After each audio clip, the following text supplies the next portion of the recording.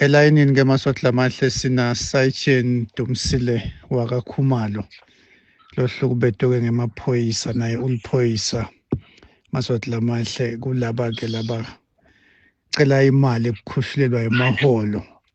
sinaye ke manje layinini siyabusela Mndungu asima kakhulu isikhathi sakho. Siyabusela Nkosi no onke Maswati.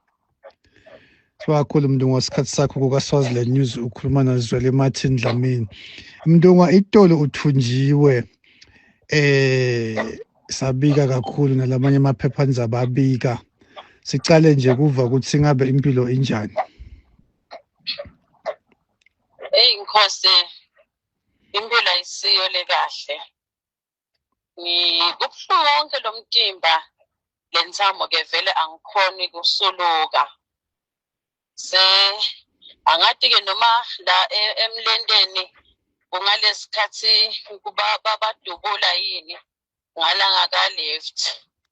then ke ngala ka right ngoba ngithathwe ngajikiswa kweliphasela ijeep la ngemuva inetitulo kunetinsimbi ngashayisa khona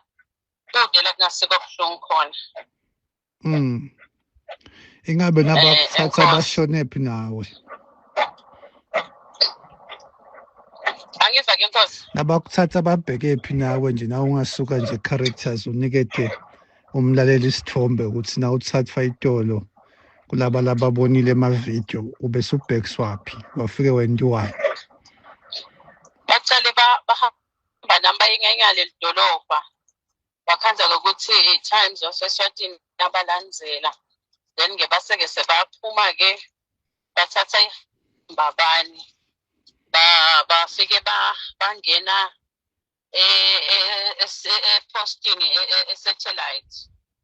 nabangena wehla lo medem wayale ngekhathi kude lokukhulunywa konami ukuthi sekwendiwani khona. Wabuya sahamba saya eMbabane police station yasuka eMbabane yaphinda ngene highway lebuyela Manzini ngabona sibheke eMalkens nayifika eSwazikhen yaphinda yashaya u-turn sesinako sibuyele emuva nasifika kuMahlanya ngabona ithatha iManzini lane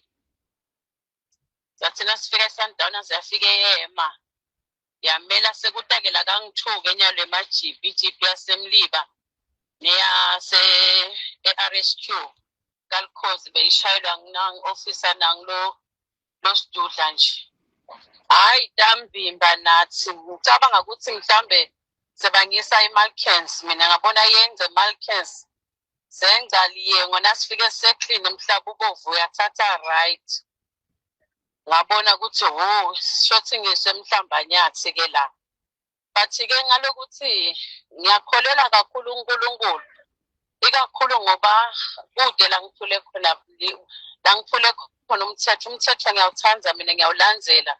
futhi ngicareful ngako because ngiyathi ukuthi mistake lencane vele bakhanuka lokungibona ukuthi ngiboshiwe yahamba nami sengibhunya etulo ngibone nasengifunza nje sengibona ukuthi bolunzi indlela lebehamba ngayo ngigcina sengihleli phasi ngabe ngishayisa la tulo ushayise nakubrikwa yo ngagcina ke sengihleli phasi yase ngishaya ke u-turn yahamba nami ke sesinzinza ke emhlambanyathi ke angathi ke lokuthi bese bafuna kuphi lemhlambanyathi apparently ke bagcine ke bangidamba khona ke lapho bekubo-5 isikhathi anginacingo ucingo lami bavele balithatha kaManzini anginamali ukuthi ngidawufika njani but nje uNkulunkulu amuhle lapha emgwaqweni ngibone ilenye i-truck lebeyifile bayilungisa ngivele ngiye kibo ngidole phela ngiyesabeka bamangale ngichaze isibeve buhlungu banginike ke licingo ngikhone ukuthi ngishayele ma-officers nebantu abami nekungibo labangisitile within 10 minutes bebalapha bangithatha because bese ngisaba nalokuthi kutoze kube mnyama angathi ke nakutaba mnyama ngoba ngikayadi nale nhloso yabo yokuthi bangishela pha ngiyifemale mina ngathi ukuthi emaphoyisa abantu lekufanele kokuthi ngibe safe kibo. Nangabe bekhona licala lebengilendile bekufanele ukuthi bangicharge rather than kuyongishiya kuleya ndzawo leya bangi-expose to danger. Kungivise buhlungu ikakhulu Madam lebekahamba nami sihlobo sami. Nangisekhaya mina ubona ukuthi nake ekhaya kubo lapha ngesheya ngize ngiyambuda ngithi mzala uyakholwa ungumfundisi. Nangishiya la nyala nginagcinga nginamali ngiyofika kanjani kubantu babami bathi la kakwendile ungishiye lapha bekuluphuni ngisho uthi nje ngehle manje ngimthoyi. Hayi kona ngiyathandaza emaswati lamahle kokuthi uNkulunkulu anguNkulunkulu. Nikele konke kuye because lenzaba le sicale ngenhlonipho sahamba nayo kude la singakenzi khona and kuthi into lebuhlungu ukuthi emaphoyisa lekangama-law enforcers lapha nangabe besingakavumeleki they should have run to court bayofuna lokudasimisa but siphinde sithi ibuto ukuthi bangasimisa kanjani because there is a judgment bekhokhe i-Supreme Court lethi nangabe sikhulumisa indzaba tethu te-welfare sivumelekile ukuthi sihlangane. So angathi ukuthi bekuphi kubaphathi bethu ukuthi badeploye ma-officers labatowuva ukuthi sikhuluma ngani. Ingabe emntungwa njengoba nikhala ngemali lokuhlukubeteka njengoba ehlukubetwa kangaka le mali ucabanga ukuthi awuyekela yini kuyifuna athini ama-officers kulesimo lesikhona? Ngosila sesikhona lelibanga lesesilihambile selithe embili sesiyabona kuyakhanya ngeke siyekele kuyifuna imali lena sayinika ingwenyama sakhuza liba yethu 2014 kwakunguJuly lapha ePolice College at that time nyalo sekuse-Police Academy bayithola yabo nathi kufanele siyithole because kule review lebathi asimele yona i-review ayinikani i-back pay ayenzi 18 months. 2 there are pensioners bekufanele ukuthi nabo ba-benefit ngoba lesekhula ithi no one must be deprived. Abasangeni review and those lesebashonile ama-beneficiaries funa ukuthi ayithole le mali. So uyabona lokuthi basiphushela lapha because they know ukuthi ngeke sisabhekdethwa le emuva le. Ingakho we shall fight. uNkulunkulu will protect us. Sesiphetha nje Mntungwa, namhla sibona emaphoyisa aseNingizimu Afrika akhipha statement lesithi-ke bayakugceka lokuhlukubeteka kwakho. Ingabe ungathini kulokho? Ngiyabonga kakhulu once again ngibonga uNkulunkulu. I-POPCO ayicali kusisita namuhla 2007 nasifolisha i-police union niyo liyasisita kakhulu isifanda ngoba sasiboshwa left right and center. Ingako nje sakhe budlwalane lobukhulu nayo vele itawuma nathi ngiyabonga nje lokho ukuthi basikhokhele statement ngoba phela mina enjani senacingo nako ngiva ngazuthi akukho emthethweni ukuthi ungamane uthathe nje licingo lami. Ngalicingo sekuyimpilo kulamalanga i-technology nje ngiko iyangegijima nyalo mina impilo imile nangabe abantu abami bafuna kungibona ihlobo tami even my colleagues sekude nje labangithola khona because angide licingo. Nkosi. Ya maswahla mahle sibonga kakhulu kumsana nawe Mntungwa, sibonga nokuthi ubuye uphephile. Ngiyabonga kakhulu Nkosi. Ngisayitsheni Dumisile wakaKhumalo ke maswahla mahle indzaba yemali yokukhuliswa kwamaholo emaphoyisa uyahlukunyedwa ke umabhalane lomkhulu wenhlangano yamaphoyisa yetisebenti leti ngemaphoyisa eRoyal Eswatini Police Staff Association. Indzaba ke maswahla mahle ngike ngayichaza lapha lo manje nama sengithatha imizuzwana sengiyinabele laphayana kwathi lapha nga-20 bekungu-2010 angikhumbula kahle 2010 ke sabitwa laphayana ke sidinzatheli epolice headquarters sabitwa lobeka ngNthonankulu Barnabas Dlamini wathi ke ucela noma ke i-press conference babambisene nemaphoyisa Barnabas ke beka-Minister of Police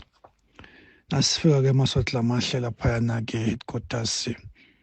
kwatholakala ukuthi ke kuyokhuliswa noma ke kuyawuvusetelwa i-contract yalibeka ka-National Commission noma ke beka-Commissioner leso sikhathi lo ngiyena laphayana ke Isaac Magagula la kusho ke Barnabas yacala lapho lenzaba amasotla amahle ya phase 1 and phase 2 kukhona inkulumo la ibeka lapho nakacetha kuvusetela leyo ke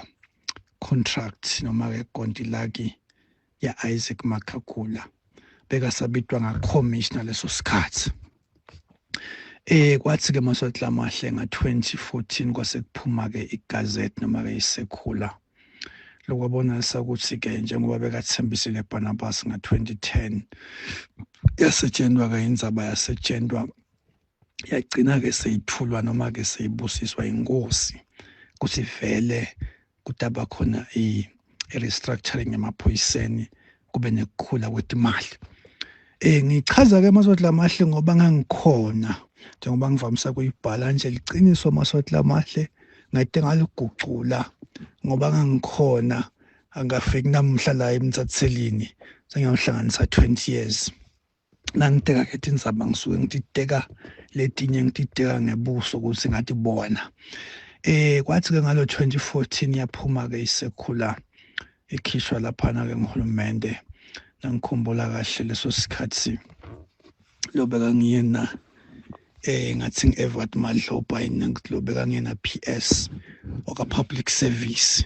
ngithemba ngisakhumbula kahle kwabonakala ke ukuthi ke bayayithola amasoda kithi laba labakhulu lokwenteka ke lapho kwase ke kwakhiwa Skelem ngakubita kanjalo ngoba ngiyakhumbula ukuthi kwabe sekuvumbuka abo deputy commissioner inqwaba nabo assistant commissioner banela ke kubona amasoda kethi ukuthi imali iya kufuna iyotholwa ama junior police officers bakha structure le structure satholakala ukuthi nasekubhicene labo deputy commissioner senior deputy commissioner nabo assistant deputy commissioner baba lapha kubo 20 noma ngentulu ka20 na ubala ke masoda kithi le mali ubala munye deputy commissioner sinangabe amunye uhola acishe aye lapha kubo 50,000 leso sikhathi ngathi beyiya lapho bese uya times akwakuthi ngeminyaka lokusho ukuthi ngeminyaka uthatha amunye 600,000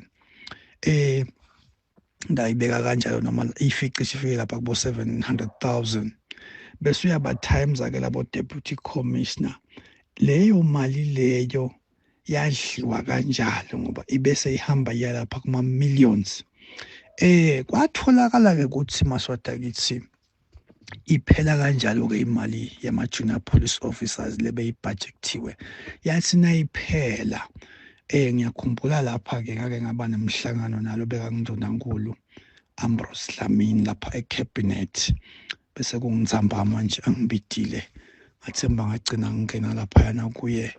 ngabo 10 ebusuku ngayibuta lenye indzaba ngatholakala ukuthi sekune decision lethi kubata unqishiswa labo deputy commissioner nabo assistant commissioner ngoba kwatholakala ukuthi into vele bengasengekho emgomeni wahulumende beyekwe bayimali kungako ke bathi naba retire banga replacewa lokusikhuluma manje na ungababala ukuthi base bashona labo deputy commissioner nangabe bekuyinto vele leku-structure semaphoyisa yadliwa kanjalo masoda kithi imali iqiniso lithi wayikhipha uhulumende nenkosi yayikhipha yayimemetela yaseke iyetshiwa. Kokumanje ke masoda kithi na ibalwa le mali yamaphoyisa uyisusa lapha ku-2014 liphoyisa linye lengabe nje nangabe nga-2014 bese livele licashiwe naleli cashwe nga-2015 kusuka nga-2014 kutangala nayo sekukhwala ligweneteka kona kodwa-ke labo labebakhona nga-2014 bona-ke seya over 100,000 nangabe bo-constable laphayana-ke nakubo Sergeant Assistant Inspector naseyibala lapha seyenca kubo 300,000 i-back pay yabo lekufuna bayithole. Labanye-ke lesebarithayile nabo imali imvelele evakalako. Liciniso-ke masoda kithi sengephetha lithi lana kwagangeka ngikhuluma-ke sengichazile ukuthi lenzaba ngiyati mine Barnabas asibidile lapha icala ukuthi yacala kanjani futhi ke Barnabas behlile sishayelana lucingo nakukhona indzaba letifuna kuthathiswa lokuningi masoda kithi ngiyakwadi futhi ke ngeke bese sengiyakushintsha ngithi hayi lokhu kunjani imali yamaphoyisa iyafuneka laba labayidla uyawubona uhulumende ethi ubenda kanjani kodwa wena ufuna iphume ngizoli Martin Dlamini bengithi nje nginihlatiyele masoda kithi ngoba kungabi ngazuthi laba labafuna le mali labemaphoyisa sebanjani njani liciniso lethi imali yabo yadliwa kumele ukuthi bayithole umhleli la kaSwaziland News ngizole Martin Dlamini siyabonga Dlamini